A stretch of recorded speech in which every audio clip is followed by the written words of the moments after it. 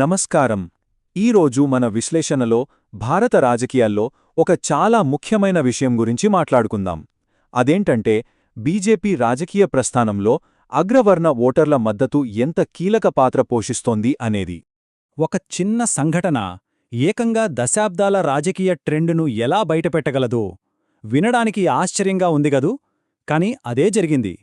ఒక యూనివర్సిటీలో మొదలైన నిరసన 3 దశాబ్దాలుగా నడుస్తున్న ఒక పెద్ద రాజకీయ కథను ఎలా వెలుగులోకి తెచ్చిందో ఇప్పుడు చూద్దాం. సరే, మొదటగా ఈ కథ ఎక్కడ మొదలైందో చూద్దాం. ఒక చిన్న క్యాంపస్ నిరసన పెద్ద రాజకీయ అలజడిగా ఎలా మారిందో పరిశీలిద్దాం. ఇటీవల ఏమైందంటే యూనివర్సిటీ గ్రాంట్స్ కమిషన్ అంటే యూజీసీ కొన్ని కొత్త రూల్స్ తెచ్చింది. అంతే, దేశవ్యాప్తంగా యూనివర్సిటీల్లో నిరసనలు మొదలయ్యాయి. కానీ ఆ కోపం కేవలం ఎడ్యుకేషన్ పాలసీ మీద ఆగలేదు. మెల్లగా బీజేపీ ప్రభుత్వం వైపు మళ్లీ ఒక రాజకీయ రంగు పులుముకుంది. అక్కడే అసలు విషయం బయటపడింది. ఆ నిరసనలు బీజేపీకి అగ్రవర్ణాల ఓటర్లు ఎంత ముఖ్యమో మరోసారి స్పష్టం చేశాయి. అంటే ఆ పార్టీకి వాళ్ల కోర్ ఓట్ బ్యాంక్తో ఉన్న సంబంధాన్ని అర్థం చేసుకోవడానికి ఈ సంఘటనే మనకొక దారి చూపించిందన్నమాట. సరే, ఇప్పుడు మన విశ్లేషణలో అసలైన పాయింట్కి వద్దాం.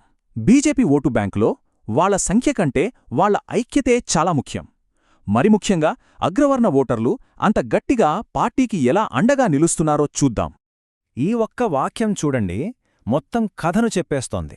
ఓటర్లలో అగ్రవర్ణాల శాతం తక్కువే కావచ్చు, కానీ వాళ్లంతా ఐక్యంగా కొన్ని కీలకమైన రాష్ట్రాల్లో ఎక్కువగా ఉండటమే వాళ్ల ప్రభావాన్ని విపరీతంగా పెంచుతోంది. ఇది నంబర్స్ గేమ్ కాదు, ఇది యూనిటీ గేమ్ అన్నమాట. అయితే ఈ మాట గాల్లో చెప్పిందా, లేక దీనికేమైనా ఆధారం ఉందా? ఉంది. ఇప్పుడు మనం గత 30 ఏళ్ల జాతీయ ఎన్నికల డేటాను చూద్దాం. ఆ లెక్కలేం చెప్తున్నాయో మనమే పరిశీలిద్దాం. ఈ టేబుల్లో నీతి సిఎస్డిఎస్ వాళ్లు చేసిన ఒక పెద్ద నేషనల్ ఎలక్షన్ స్టడీ నుంచి తీసుకున్నది. ఇదేం చూపిస్తోందంటే గత 3 దశాబ్దాలుగా అగ్రవర్ణ ఓటర్లు కన్సిస్టెంట్గా బీజేపీ ఇంకా దాని మిత్రపక్షాల వైపే ఎలా మొగ్గు చూపుతున్నారో చాలా క్లియర్గా ఉంది. వావ్! ఈ నంబర్ చూడండి, 60%. 2024 లోక్సభ ఎన్నికల్లో దాదాపు 10 మంది అగ్రవర్ణ ఓటర్లలో 6 బీజేపీ నేతృత్వంలోని ఎన్డీఏకే ఓటేశారు. ఇది మామూలు విషయం కాదు. ఈ ప్రయాణం చూస్తే మనకు ఇంకా బాగా అర్థమవుతుంది.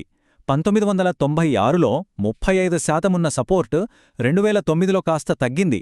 కానీ అసలు టర్నింగ్ పాయింట్ 2016లో వచ్చింది. అప్పటినుంచి చూస్తే కేవలం బీజేపీకే 50%కి పైగా మద్దతు స్థిరంగా వస్తూనే ఉంది. దీన్ని బట్టి మనకేమర్థమవుతుంది? నేషనల్ పాలిటిక్స్ విషయానికొస్తే అగ్రవర్ణ ఓటర్లు బీజేపీనే తమ మెయిన్ చాయిస్గా చూస్తున్నారని ఈ ట్రెండ్ స్పష్టం చేస్తోంది. సరే, ఇది జాతీయ స్థాయి కథ. మరి రాష్ట్రాల్లో పరిస్థితి ఏంటి? అక్కడ కూడా ఇదే ట్రెండ్ కనిపిస్తోందా? అవును, ఈ సపోర్ట్ కేవలం ఢిల్లీకే పరిమితం కాలేదు, చాలా రాష్ట్రాల్లో చాలా బలంగా ఉంది.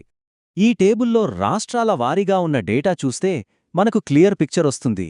ఈ ట్రెండ్ ఏదో 1-2 రాష్ట్రాలది కాదని అర్థమవుతుంది. ముఖ్యంగా ఉత్తరప్రదేశ్, మధ్యప్రదేశ్, రాజస్థాన్ లాంటి రాష్ట్రాలు చూడండి. ఇవి బీజేపీకి కంచుకోటలు కదా. ఇక్కడైతే సపోర్ట్ స్థిరంగా 60%కి పైనే ఉంది, అది కూడా వరుసగా 3 లోక్సభ ఎన్నికల్లో. ఇప్పుడు తెలంగాణ కథ చూడండి, ఇది చాలా ఆసక్తికరం. ఒకప్పుడు బీజేపీకి పెద్దగా బలం లేని రాష్ట్రమిది.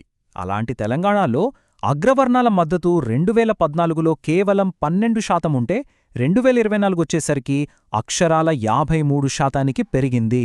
ఇది పార్టీ ప్రభావం ఎంత వేగంగా పెరుగుతోందో చెప్పడానికి ఒక పర్ఫెక్ట్ ఉదాహరణ. లోక్సభ ఎన్నికలు సరే, మరి అసెంబ్లీ ఎన్నికల సంగతేంటి? అసెంబ్లీ ఎన్నికలు ఇంకా కఠినమైన పరీక్షలాంటివి. ఎందుకంటే అక్కడ స్థానిక అంశాలు, లోకల్ లీడర్స్ ప్రభావం ఎక్కువుంటుంది.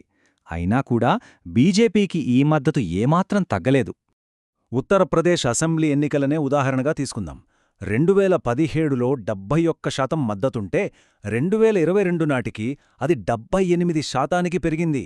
అంటే లోకల్ లెవెల్లో కూడా ఈ సపోర్ట్ ఎంత బలంగా ఇంకా పెరుగుతూ ఉందో చూడండి. ఓకే, ఇప్పుడుదాకా మనం నేషనల్ డేటా, స్టేట్ డేటా, ఇంకా లోకల్ ఎలక్షన్ డేటా కూడా చూశాం. ఈ ఆధారాలన్నీ మనకేం చెప్తున్నాయి? ఫైనల్గా మనం ఒక బలమైన రాజకీయ స్తంభం గురించి మాట్లాడుకోబోతున్నాం.